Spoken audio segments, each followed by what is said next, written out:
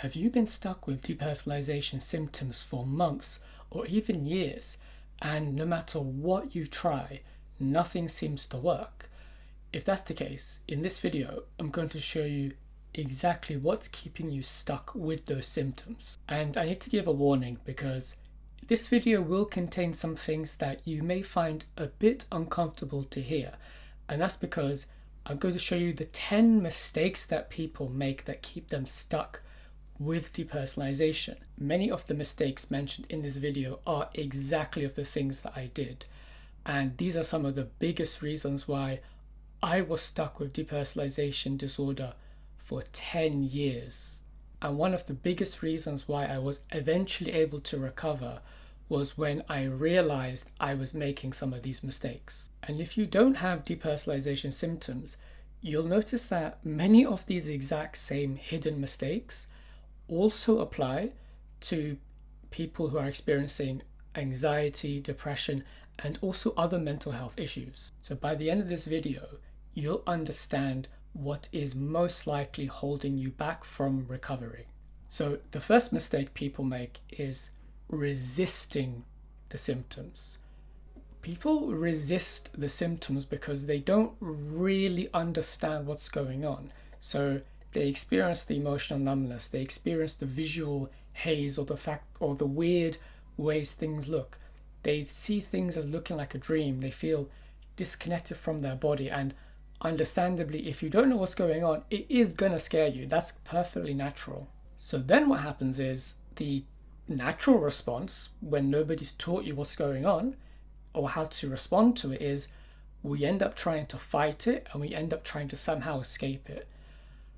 That is the mistake that we make, because when you do that, you are reinforcing to your mind and to your nervous system that this is a threat and we need to somehow fight it, which only generates stress and more anxiety, which just reinforces the symptoms. Because each time you push against the symptoms, whether that's mentally trying to get away from it, like for me, I had maladaptive daydreaming on top of that, so I was constantly escaping into daydreams.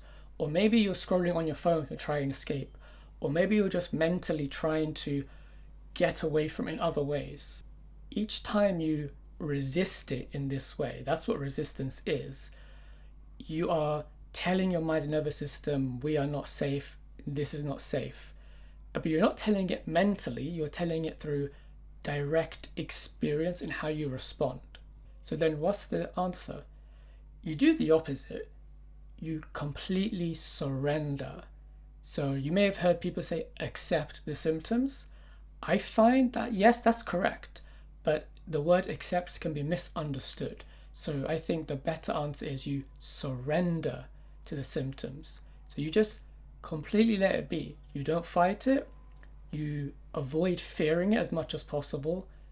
You literally just let it be and you carry on with your life as much as you can. Because once you do this, you're showing your mind that, yeah, I accept that this might not go away anytime soon, and I'm okay with that, and this is not a threat. And that's the key thing. By surrendering and continuing on with your life as much as possible, and you stop focusing and obsessing over the symptoms, and when you stop fearing them, you're giving your mind direct evidence over and over again that we are safe, these symptoms we don't have to be afraid of.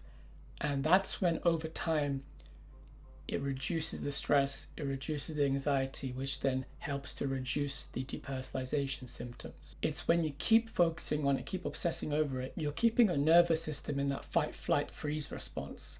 It's surrender that helps you to move out of that. And that leads to the second mistake people make, which is they think depersonalization symptoms are the problem, not realizing that they are a symptom of a deeper problem. So the mistake I see people making with this is they focus on the depersonalization and those symptoms, and they focus on trying to resolve individual symptoms, not realizing you're not getting to the root of it, which is the chronic stress and the anxiety.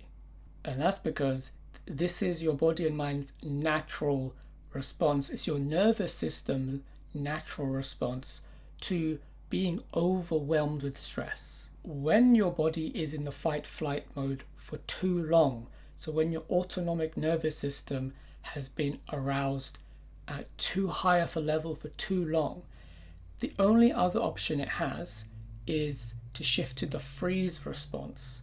And that's where you can experience depersonalization symptoms, as well as other mental health issues as well. So when you see it in this way, you'll realize it really is just a symptom of something else, because that's why it numbs out your emotions.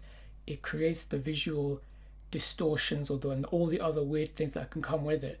It's your mind and your nervous system. Imagine it dialing down your sensory input and your emotional input because it's become overwhelming. So that's why you experience emotional numbness as well. That's why you experience a disconnect. And that's also why physical sensations can become numb.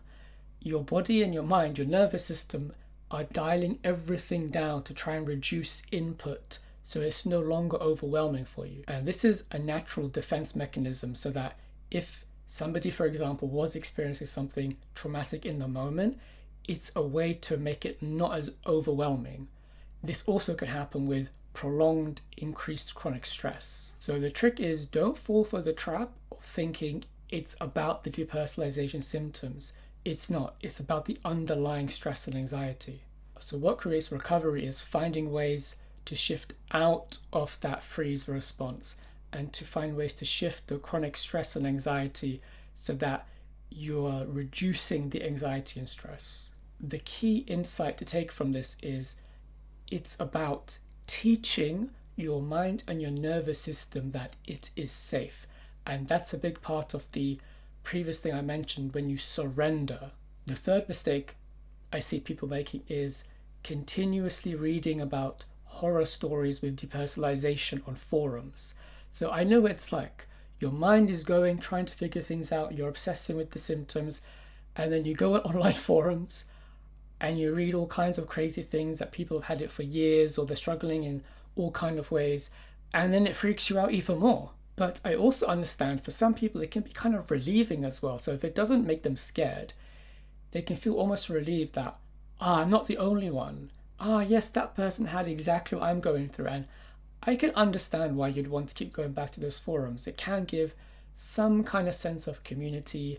It can make you feel less lonely, because we know how lonely depersonalization can make somebody feel. I get that.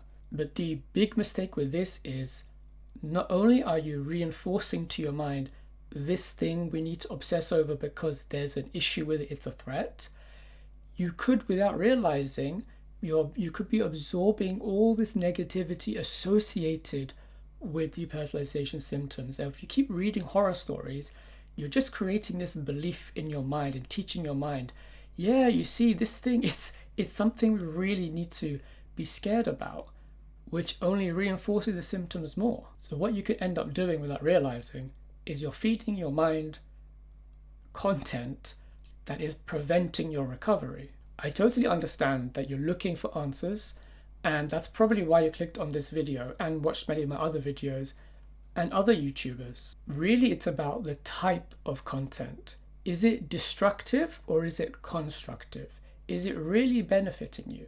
So what I suggest is, if you are going to watch depersonalization content, if you are going to read stories, focus on recovery stories, because this way you are reinforcing to your mind, you see, it's not a big issue. I know, mind, you're creating these thoughts that make it seem like it's a terrifying thing because you don't understand that it's safe yet. So what you do is you keep giving it evidence through these recovery stories, like not just mine but other people's. If you keep reading these kind of stories, that's way more beneficial. So you can focus on people offering solutions or talking about their recovery, but what I even recommend is even minimizing that. I don't mean completely eliminating recovery stories, because sometimes you definitely want a reminder that it's possible to recover. What I'm suggesting is you might want to just minimize recovery stories completely, or even completely for a while. Just don't look at anything depersonalization related at all, so that you just don't focus on the symptoms. For those who still go to the forums and read all those crazy stories. What you are doing is you're teaching your mind to focus on the problem. You're not teaching it to focus on the solution. The fourth mistake people make is not understanding the symptoms and why they are happening. And when that happens, when they don't really understand them, that's when your mind creates those worst case scenarios and you think, oh my God, am I losing my mind? Is it permanent? Could it be this? Could it be that? And it just continues that way. But like I mentioned previously, depersonalization is a protective mechanism. It's not dangerous, it's a safety response. It's the result of prolonged chronic stress and anxiety. But to be more specific, because I believe this will help people to understand the symptoms more, it really comes from a sensitized nervous system. So if you continue experiencing chronic stress and anxiety for long periods of time, or frequently on and off, your nervous system adapts to that, because our bodies are so adaptable. So what it does, it goes, well, there was a threat, there was a threat, there was a threat. Okay, this happened so many times, we need to adjust the sensitivity because we need to be more careful. We need to be more aware of threats. So this happens for months and months and years. Like if you went through a very stressful experience for a long period of time, for many, many, many months, even when that period of stress is over, your nervous system doesn't immediately just go back to its previous sensitive state. It will stay at that sensitivity level for a good while. And that's the big reason why I had depersonalization the first time, because I had a childhood and then teenage years, and after that, lots of chronic stress, and I had unresolved trauma as well. So it meant that I was growing up and developing with a highly sensitive nervous system. So it was when I started my first job, long time ago, that's when the stress became too much for me, because for people who have a normal sensitivity for the nervous system, it's not that stressful. But when you have a highly sensitive nervous system because of loads of chronic stress or lots of anxiety, then it easily sets off the fight-flight response, which means it's easy to become overwhelmed and move into the freeze response, which is where depersonalization symptoms happen. And that's where people then understandably get scared, because when it's not going away and everything they try doesn't work, they assume it's permanent. But it's not. It's because they don't understand how the nervous system and the fight, flight, freeze response works. So because you're fearing the symptoms, or you are not finding ways to reduce stress, or you're not finding ways to resolve things in your life that is keeping your body in the fight, flight, freeze response, or it could be that you're stuck in the freeze response but no one has shown you how to shift your body out of it, then your body and mind keep finding things to be afraid of, which keeps you stuck in this loop. And of course, it's when you continuously resist the symptoms on top of that, that also reinforces the loop of being afraid of the symptoms.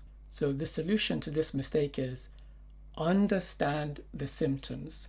When your mind tries to come up with all these various other things it could be, don't just believe that. Look at people who have recovered, like myself. Look at people in the process of recovering, because there are videos on social media that shows people getting better.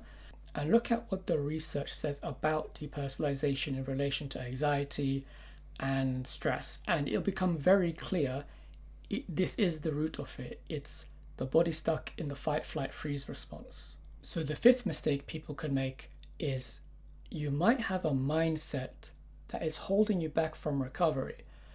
That might sound strange, so this is what I mean.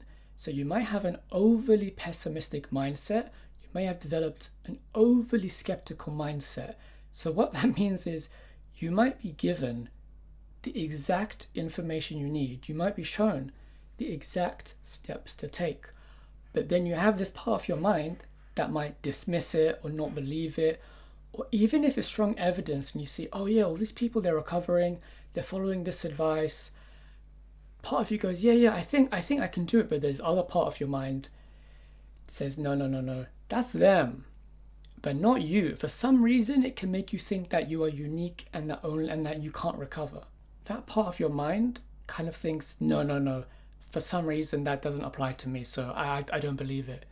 Or maybe you're given advice, but it's out of your comfort zone and it's outside of your worldview. So, for example, I've been meditating almost every day for 10 years, but I was not like that at all before. I went to a doctor. This is when I first had depersonalization.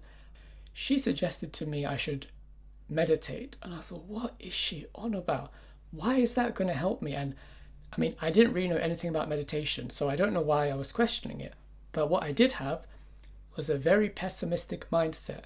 And you know what? I don't blame you if you have that, because if you've had mental health issues like depersonalization for so long, it's going to understandably make you very pessimistic. It's very depressing, right? So I understand that naturally we can develop that kind of mindset where we become skeptical, where people offer advice and then your mind might see that as potentially a threat because it doesn't want you to try it and then get disappointed and experience that feeling of disappointment. But that's the problem, right? Because that could be exactly what you need. So for me, when I did eventually go, you know what, I'm just going to try meditation because I don't know what else to do, and I stuck with it, I started to see huge benefits. So that was for me a big turning point. I literally could not have recovered if I didn't learn mindfulness-based meditation and concentration-based meditation. It was that essential for my life. Another example is if you get advice like sit with your emotions. For some people, this is very abstract because they're not used to thinking about things in this way. You might have a very analytical mind, and this is a more intuitive way of speaking, right? I have a more kind of balance between intuition and analytical, but I understand for some people this idea may seem ridiculous. What do you mean sit with my emotions? How am I supposed to do that? It's too abstract for some people, and that's not their fault. Just a different way of thinking, a different type of mind. So they might listen to that and think, oh, that's so unscientific, when it's not. It's just different words to describe a straightforward process. But then this mindset means they might just completely dismiss that advice when it's probably exactly what they need. So the solution to this is try to be more open-minded and expand your worldview. Realize that when you have depersonalization disorder, your mind probably has tried to shrink your comfort zone and worldview to try and protect you, which is why you might not go and do things because your mind will say, no, that could be dangerous. No, that could make the symptoms worse. So what you want to do is, if you receive advice, even like from my videos, for example, I've seen some of the comments and some people probably thought some of the things I advised were strange. But then I'm sure when you try it, you'll see, oh, actually there is a big benefit to it. So you want to open your mind a bit and just gradually start considering things that might be out of your comfort zone. So yeah, maybe meditation of some types might help you. Maybe sitting with your emotions is part of your solution. There are, of course, other things as well. The sixth mistake that people make, and I definitely did, that kept me stuck for years, is having habits that keep the depersonalization symptoms going. So you might have a lifestyle without realizing that it has a routine that's full of habits that are keeping you stressed or keeping anxiety going. Good examples are having poor sleep habits. Maybe you go to bed really late all the time so that your body and your nervous system doesn't really have time to shift properly out of the fight, flight, freeze response. So then you wake up and then your body's feeling stressed because it hasn't had proper sleep. Or maybe you've got a really bad diet. Maybe no one has taught you how to set boundaries with others. So you're either at work or you're in your studies or you're in your family with friends and they're pushing your boundaries all the time, which is going to be stressful for you. Or maybe it's as simple as overworking and you're working so much without properly resting that now you're burning out, and that's just creating stress and adding to the depersonalization symptoms. And that really matters because chronic stress is what will keep the fight, flight, and freeze response going, which keeps the symptoms going. And this is, you could say, another mistake that people make, but it's connected to this, which is that you can't think your way out of the symptoms.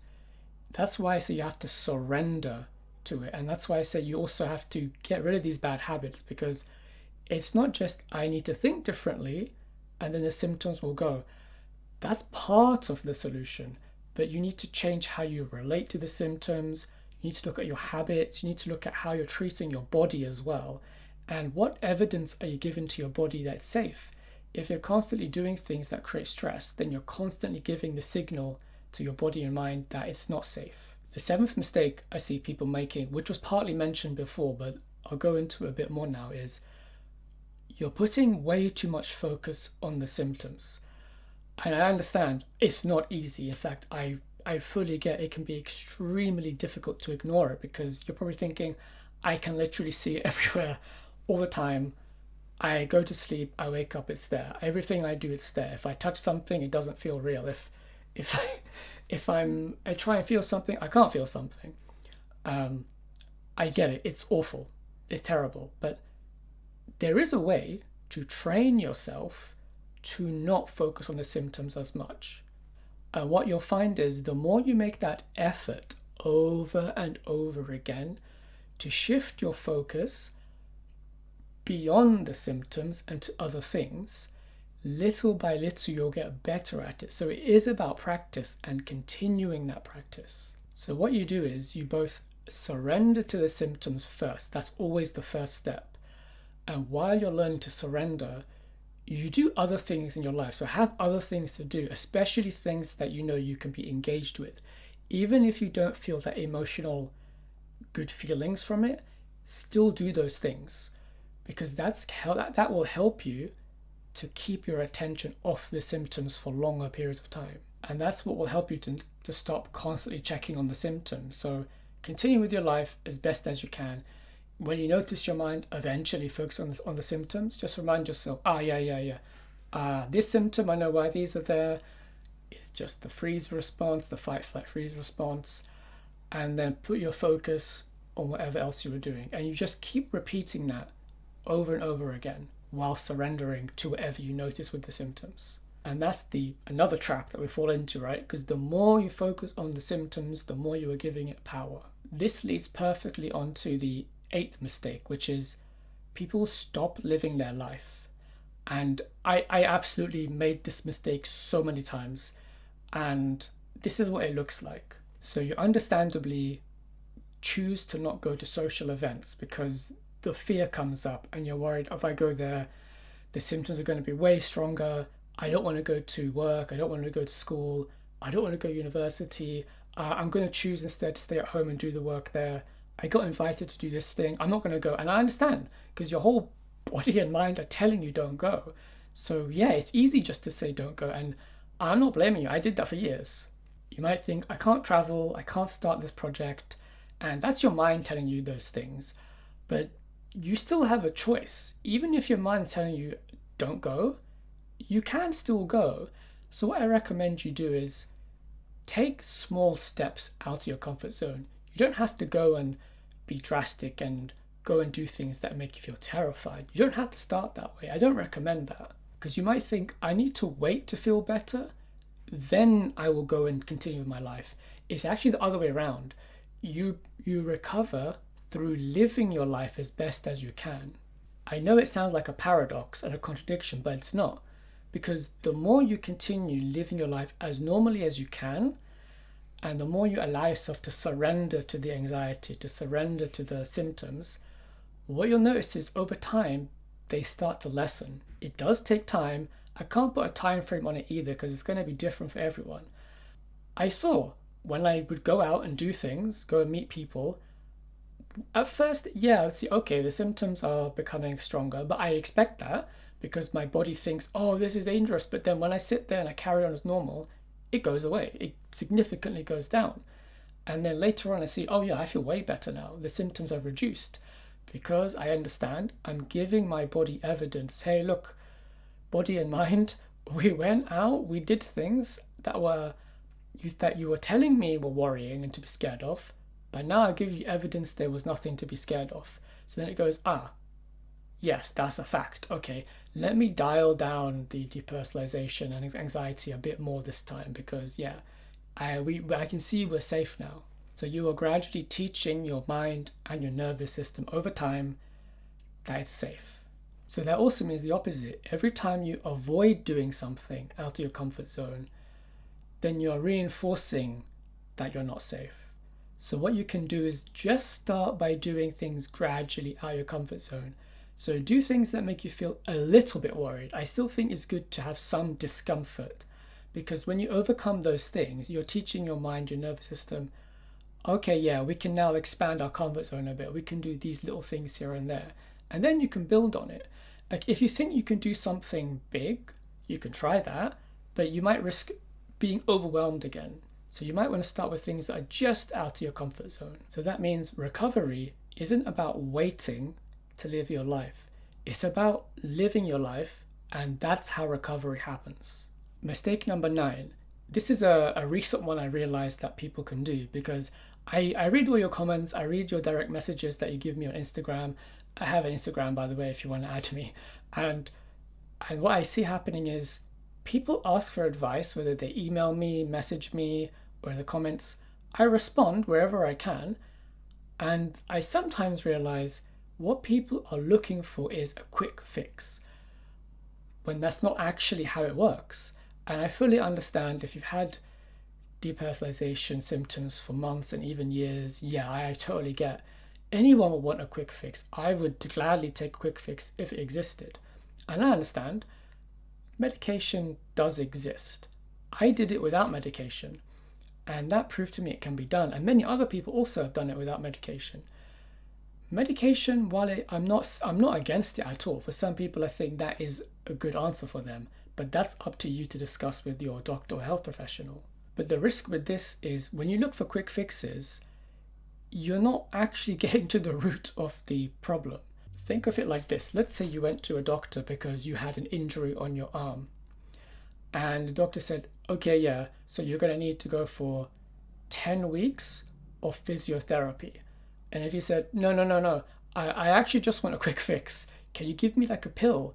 Or is there some therapy I can do that's faster?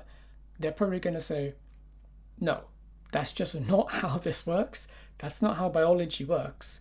We can't just get around that. It's kind of like that. I know it's not an answer people want to hear sometimes, but if you've had this issue for so long, the time is going to pass by anyway. You might as well continue trying something that many people have said have worked, even if it's going to take you time. Because remember, you're teaching your mind and your nervous system, you're teaching your biology and your neurology and your psychology, you're teaching your subconscious how to respond differently. And biology has its own time frame. And remember this key principle. It's not about the quick fixes, it's about the consistent, everyday things that you do that helps you to recover. You're building new neural pathways in your brain. That's not something we know how to speed up. Well, at least not in this time period anyway. I don't know about the future.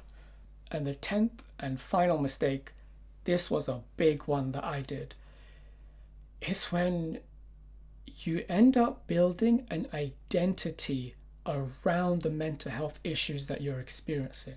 And this is a very subtle issue that I actually found difficult to accept in myself all those years ago, because without realizing, one of the final hurdles to recovery I had was I realized eventually part of me was holding on to depersonalization symptoms, and it was keeping me in there because it wasn't just because it thought I was being safe, but because I was getting an emotional need from it. So we have physical needs, but we also have emotional and psychological needs.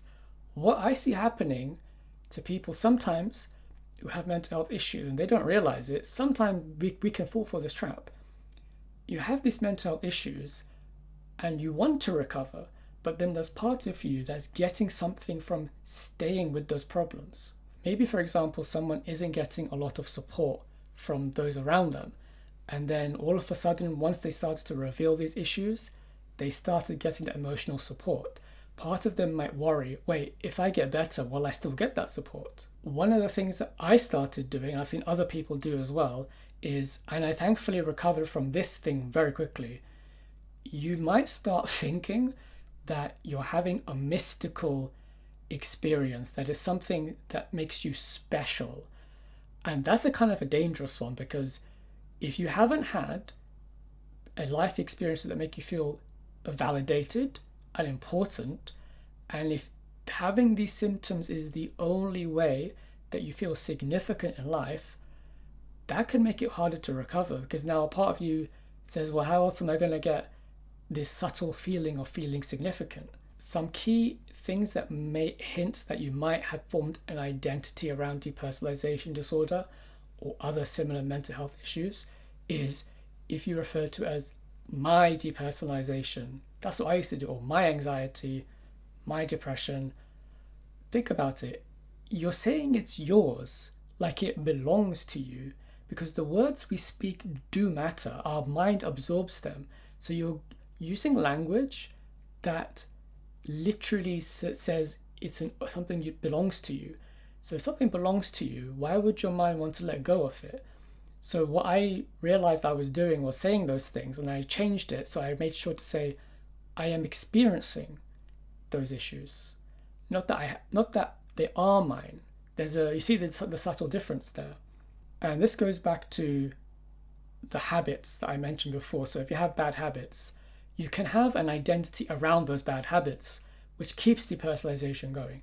So you might say, oh, I have an addictive personality, that's why I can't stop going on my phone for like 5 hours before I sleep, which is keeping your nervous system awake so you can't properly go out of the fight-flight response. But that's a negative belief to have about yourself, that you just have an addictive personality. That's not how it works. That's not how addiction works. So the solution to this is notice, how are you relating to the mental health issues? How are you relating to depersonalization? Are you making it your identity? Are you turning it into something that it's not? Because that can hold you back from recovery. Because remember, your personality is not fixed and your habits are not fixed. We are not fixed as humans. We can change and grow in many different ways. And these are some of the main reasons why I was stuck with depersonalization for 10 years, because I was making so many of these mistakes. You might be thinking, how do I develop a new mindset, and how can I start reducing chronic stress and anxiety? And I know it's not a straightforward thing to do, which is why I now offer one-on-one coaching. Over the last 5 years that I've been on YouTube, that's my biggest request I've had constantly, people asking for one-on-one coaching. And now I do that. So with this coaching, one of the big things I can do is help you to identify where you could be making these mistakes so you can change it.